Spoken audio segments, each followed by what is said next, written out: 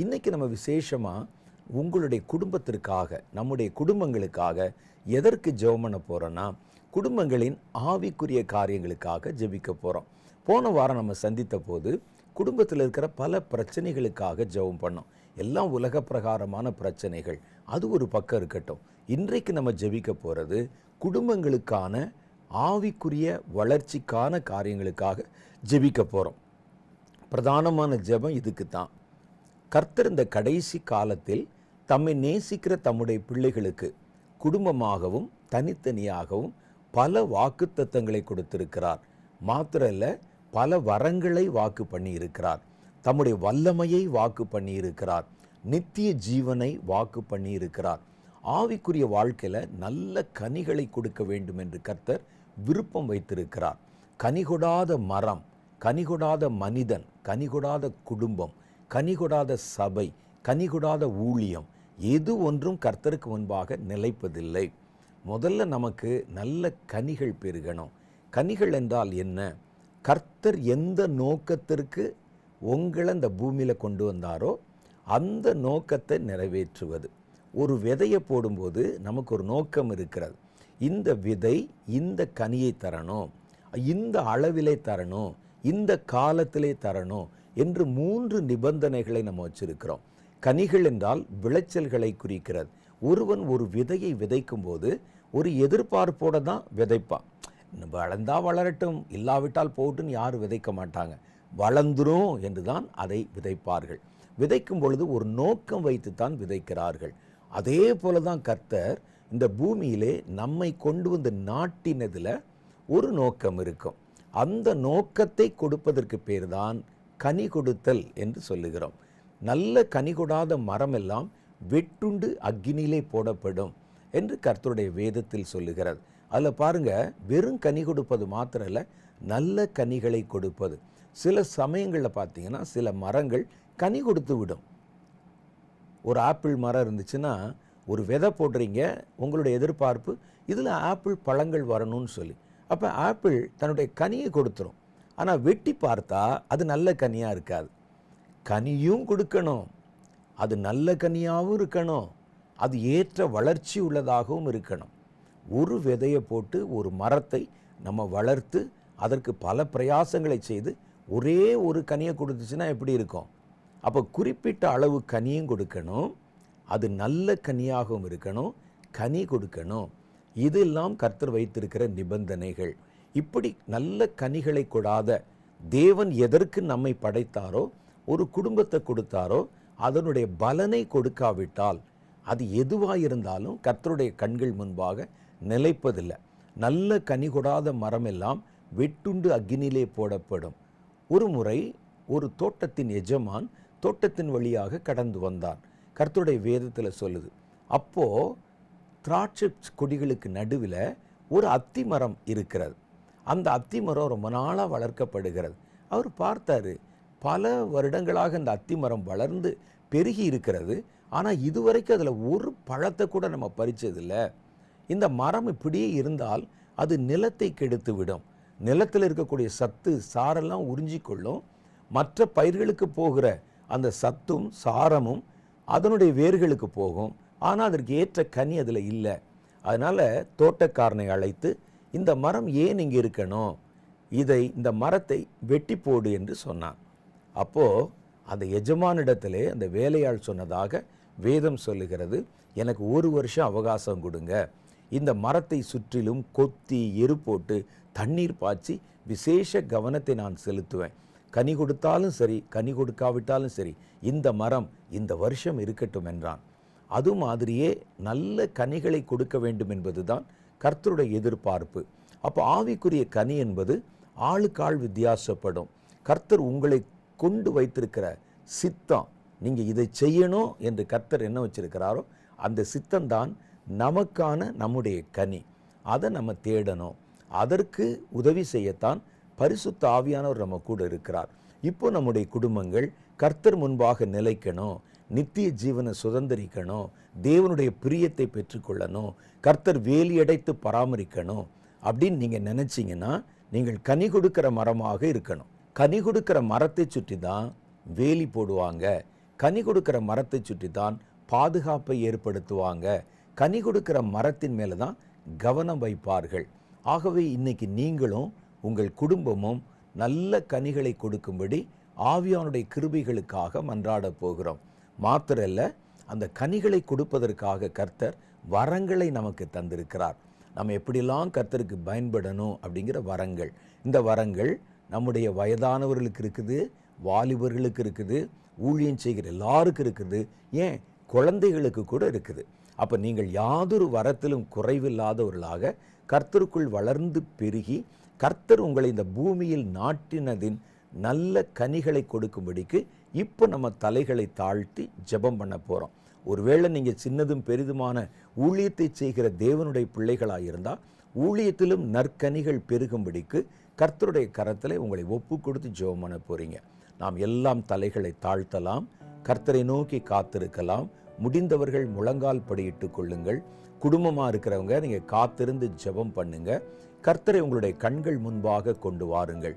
இந்த குடும்பம் தேவனாலே அழைக்கப்பட்ட ஒரு குடும்பம். இந்த குடும்பம் தேவனை விசுவாசிக்கிற ஒரு குடும்பம். இந்த குடும்பம் தேவனாலே விதைக்கப்பட்டு நாட்டப்பட்ட ஒரு குடும்பம். இந்த குடும்பம் தேவனாலே வேலியடைத்து பராமரிக்கப்பட்ட ஒரு குடும்பம்.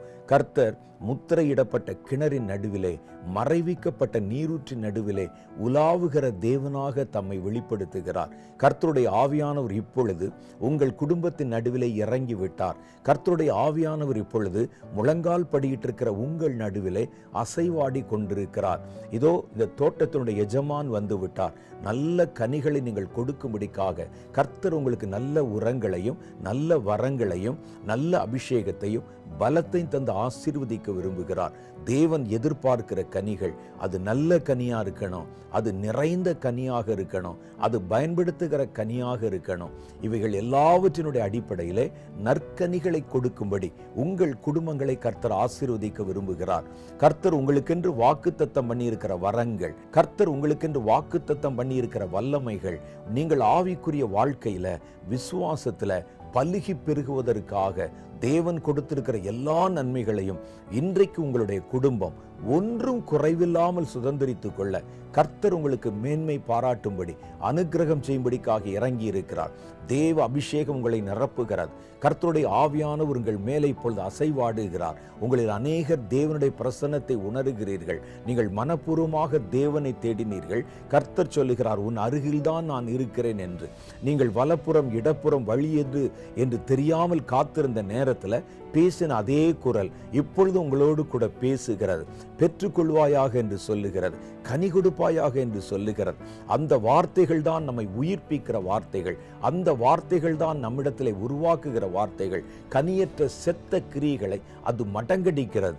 நம்முடைய குடும்பத்தில் இருக்கிற வீணான கிரியைகள், வீணான காரியங்கள், தேவன் விரும்பாத காரியங்களை, கனி கொடுப்பதற்கு தடையாயிருக்கிற காரியங்களை கர்த்தர் கிளைகளை வெட்டுகிறார், களைகளை பறிக்கிறார். அது மிகுந்த கனிகளை கொடுக்கும்படிக்காக அதை சுற்றிலும் கர்த்தர் உரம் போட்டு நல்ல நீர்களை பாய்ச்சி நல்ல கனிகளை கொடுக்கும்படிக்காக இப்போது உங்களை ஆயத்தப்படுத்த கர்த்தருடைய ஆவியானவர் உங்கள் நடுவில் இறங்கி இருக்கிறார். இந்த குடும்பத்தை நடத்துகிறவர்களை அவர் கண்ணோக்கி பார்க்கிறார். வயதான பெரியவர்களை கண்ணோக்கி பார்க்கிறார். வாலிபர்களை கண்ணோக்கி பார்க்கிறார். பிள்ளைகளை கண்ணோக்கி பார்க்கிறார். ஒவ்வொருவர் மேலும் தேவனுடைய காருண்யம் என்ற பிரசன்னம் இப்பொழுது இறங்கி உங்களை மூடிக்கொள்ளுகிறதை நீங்கள் தெளிவாக உணர்கிறீர்கள். சிலர் புதிய பாஷையிலே கர்த்தரை துதிக்கிறீங்க, சிலர் இந்த வல்லமையினாலே தொடப்படுறீங்க, சிலர் இந்த வல்லமையினாலே நிரப்பப்படுகிறீர்கள். கர்த்தருடைய வல்லமையிலே நிரப்பப்பட கர்த்தருடைய சாயல் நம்முடைய ஆவிக்குள்ளே உண்டாகிறது என்பதை நாம் அறிந்திருக்கிறோம். தேவ ஆவியிலே பரிபூர்ணமாக நிரப்பப்படுங்க. கர்த்தாவே, எங்கள் குடும்பத்தை உம்முடைய கரத்திலே தருகிறோம், உம்முடைய பிள்ளைகளை உம்முடைய கரத்திலே தருகிறோம். நாங்கள் நல்ல கனிகளை கொடுக்க வேண்டும் என்று நீர் விரும்புகிறேன். ஆவிக்குரிய ஓட்டத்தில் ஒரு தெளிவான ஓட்டத்தை நாங்கள் ஓட விரும்புகிறேன். எத்தனையோ பலவீனங்கள், எத்தனையோ தடைகள், ஆண்டவரே, எத்தனையோ சோர்வுகள், இவைகளுக்கு நடுவிலும் நீர் எங்களை இம்மட்டும் நடத்தி வருகிறேன். இனி வருகிற நாட்களில் எந்த சோர்வு வந்தாலும், எந்த தடைகள் வந்தாலும், நீர் எங்களுக்கு நியமித்திருக்கிற பாதையிலே நாங்கள் கவனமாக ஓட கர்த்தர் எங்களுக்கு அனுக்கிரகம் தர வேண்டும். இவர்கள் ஒவ்வொரு ஒவ்வொருவரை குறித்தும் ஒவ்வொரு நோக்கம் இருக்கிறது. இவர்களை மொத்தமாய் குடும்பமாய் ஒரு நோக்கத்தில் வைத்திருக்கிறேன். அந்த நோக்கத்தை கர்த்தர் நிறைவேற்றணும். அந்த நோக்கத்தை நோக்கி உம்முடைய பிள்ளைகள் நகர்த்தப்படணும். அதற்கென்று நீர் வாக்குத்தத்தம் பண்ணின வரங்கள், நீர் வாக்குத்தத்தம் பண்ணின வல்லமைகள், நீர் வாக்குத்தத்தம் பண்ணின அபிஷேகம், இவர்கள் ஒவ்வொரு முறை உம்முடைய பாதத்தில் ஜெபிக்கும் போதும் அவர்கள் மேல் நிறைந்திருக்கும்படிக்காக நான் அழைக்கிறேன். எங்களுடைய வயதான பெரியவர்களை இடத்தில் கொண்டு வருகிறேன். அவர்களுக்கு விசேஷித்த பலனை கர்த்தர் கட்டளையிட்டிருக்கிறேன்.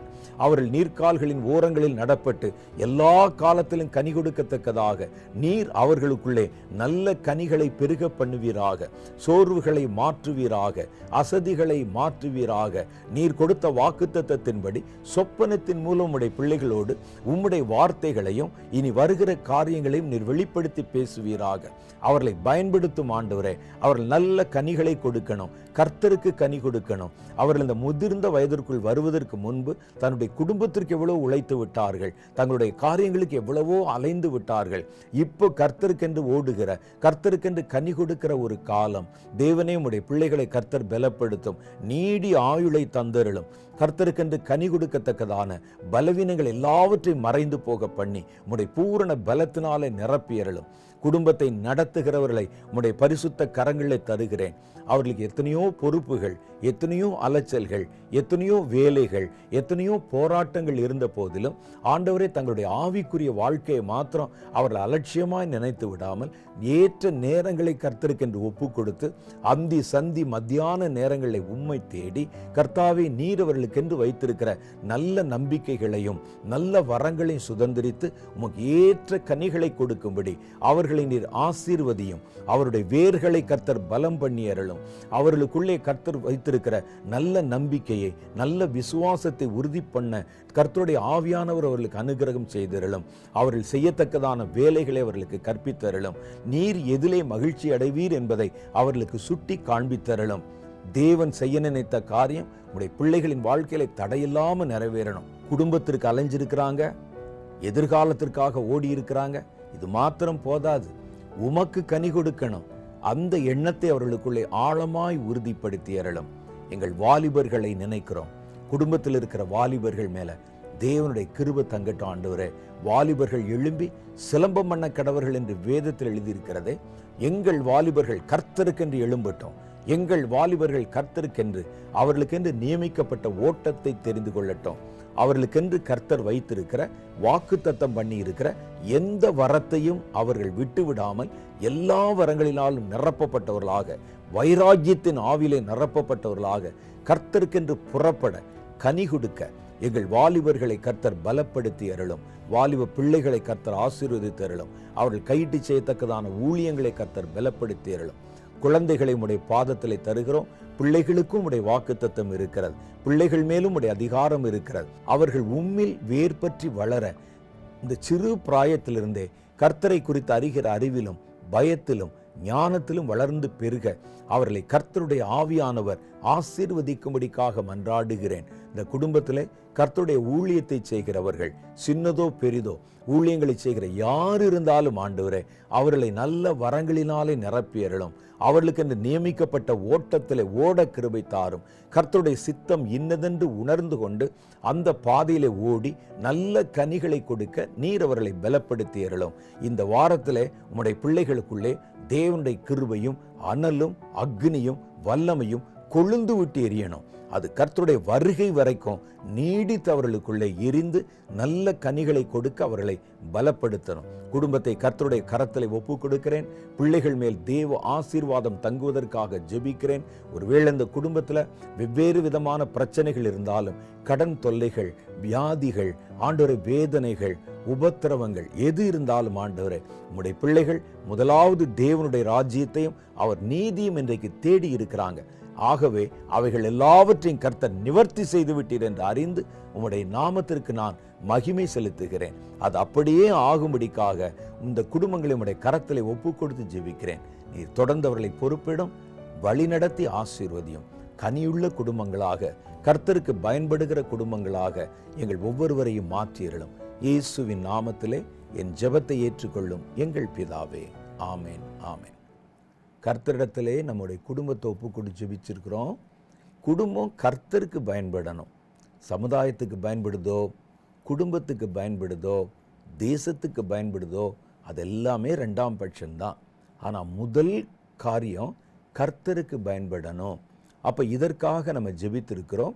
கர்த்தர் நம்முடைய ஜெபத்தை கண்டிப்பாக கவனித்து கேட்டிருக்கிறார். உங்கள் ஒவ்வொருத்தருடைய முகத்தையும் பார்த்து கர்த்தர் இன்னைக்கு ஆசீர்வதித்திருக்கிறார். கனிகளை கொடுப்பதிலே நம்பிக்கை வையுங்கள், கனிகளை கொடுங்கள், கர்த்தரிலே நிலைத்திருப்பீர்கள். ஆமேன். அப்படியே ஆகும்.